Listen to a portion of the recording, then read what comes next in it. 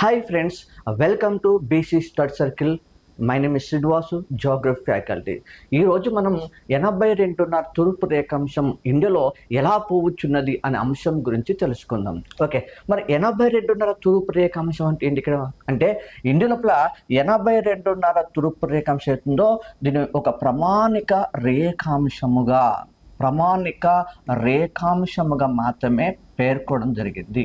Okay, so అయినప్పటికీ దీన్ని ఏమంటున్నాను అంటే దీన్ని ఐఎస్టి అనేటువంటి పేరుతో కూడా పిలుస్తారు. ఓకే, మరి ఐఎస్టి అంటే ఏంటి నాన్న? ఇక్కడ అంటే ఇండియన్ స్టాండర్డ్ టైం అనేటువంటి పేరుతో పిలుస్తారు ఇక్కడ. సో అయినప్పటికీ ఈ ఐఎస్టిని ఎప్పుడు అమల్లోకి తీసుకొచ్చారంటే 1947 సెప్టెంబర్ 1న మాత్రమే దీన్ని అమల్లోకి తీసుకొచ్చారు. ఓకే, మరి ఐఎస్టిని ఎవరు అమలు పరిచారంటే దీన్ని ప్రధానంగా నేషనల్ ఫిజికల్ ల్యాబొరేటరీ అనే సంస్థ మాత్రమే దీన్ని అమలుపరిచింది. ఓకే, మరి నేషనల్ ఫిజికల్ ల్యాబొరేటరీ అనే సంస్థ ఎక్కడ ఉందంటే నాన్న న్యూఢిల్లీ నగరం లోపల మాత్రమే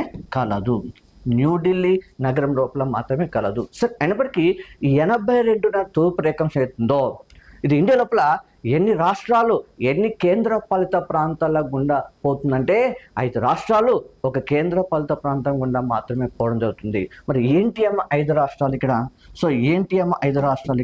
అంటే అవి తీసుకుంటూ పోతే ఒకటి వచ్చేసి మనం ఉత్తరప్రదేశ్ రాష్ట్రం చెప్పచ్చు, రెండోది వచ్చేసి మధ్యప్రదేశ్ రాష్ట్రం చెప్పచ్చు, మూడోది వచ్చేసి ఛత్తీస్గఢ్ రాష్ట్రం చెప్పచ్చు, నాలుగోది వచ్చేసి ఒరిస్సా రాష్ట్రం చెప్పచ్చు, నెక్స్ట్ 5వ వచ్చేసి ఏతుందో ఆంధ్రప్రదేశ్ రాష్ట్రం చెప్పచ్చు. వీటితో పాటు ఒక కేంద్ర పాలిత ప్రాంతం చెప్పినాం. ఆ కేంద్ర పాలిత ప్రాంతం అంటే పాండిచ్చేరి అనేటువంటి కేంద్ర పాలిత ప్రాంతం గుండా మాత్రమే పోవడం జరుగుతుంది.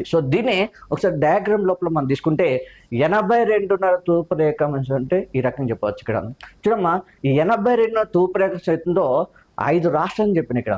ఇదైతుందో ఉత్తరప్రదేశ్ రాష్ట్రం చెప్తాము, ఇదైతుందో మధ్యప్రదేశ్ రాష్ట్రం చెప్తాము, గిదైతుందో దీన్ని ఛత్తీస్గఢ్ రాష్ట్రం చెప్తాము, దీని అవుతుందో ఇది ఒరిస్సా రాష్ట్రం చెప్పచ్చు ఇక్కడ.